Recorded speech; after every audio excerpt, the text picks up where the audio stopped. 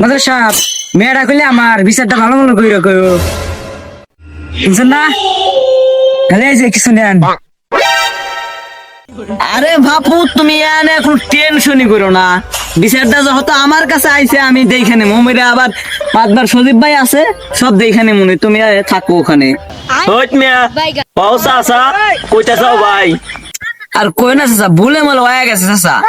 Mother সাহেব ছেলেটা কিন্তু আমার বিচারটা সুস্থভাবে কইরো। ওয়ানা তুমি চিন্তা করো না, আমি আছি না। তুমি খালি বেশি বেশি কথা কও, আমি থাকতে চিন্তা করো না কোনো।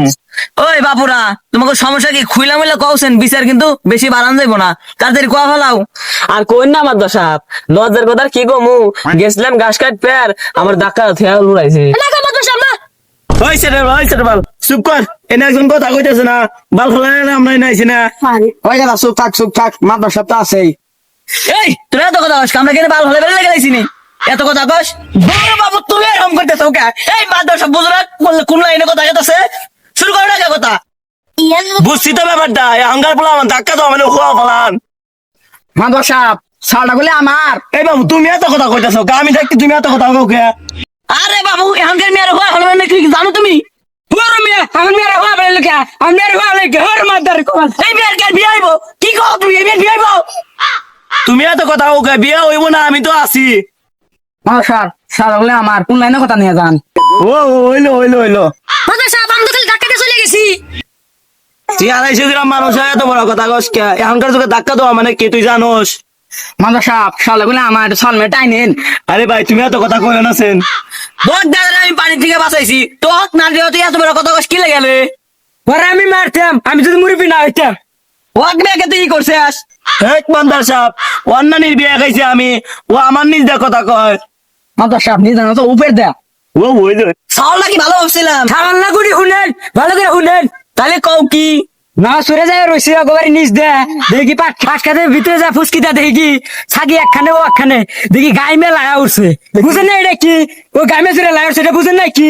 এটা মাদার গোয়া মারে আমি। সাওয়াল তো খারাপই রে, মানুষের সাগি বিদ্যা পেশায়।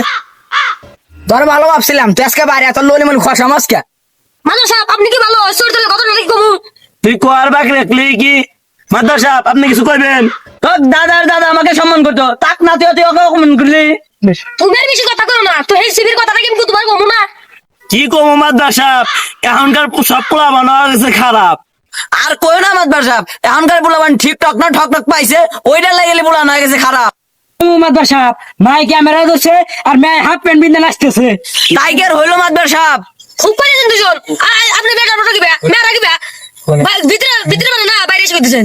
ছোট মানুষ ছোট মাঝে মতো থাকবা, এত কথা কাউ কে? মাদ্দার সাহেব ওদের বিয়ে দিয়ে দেন। মাদার সাহেব আমি বিয়া দিবে আনছি না। হ্যাঁ বেরে কিসের বিয়া? ধাক্কা সেটা বিয়া হ্যাঁ বান্ধেন না বারে আমি দোষ করে। আরে ওরা তুমি কি বড় সম্মান দেওয়া জানো না? কিসের সমান দিব? মাদার কিসের সমান দিব? হ্যাঁ সমান দেখ। মাদ্দার সাহেব লাও বাড়ি যাবো, এখনকার পোলা বান ভালো না, মুরব্বীকে সম্মান দিয়া পারে না।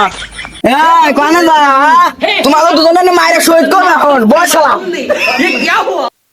ভাই ওই মাদে ধরে নে এক দুইটা নিয়ে আয় যা। ওর শালা উঠে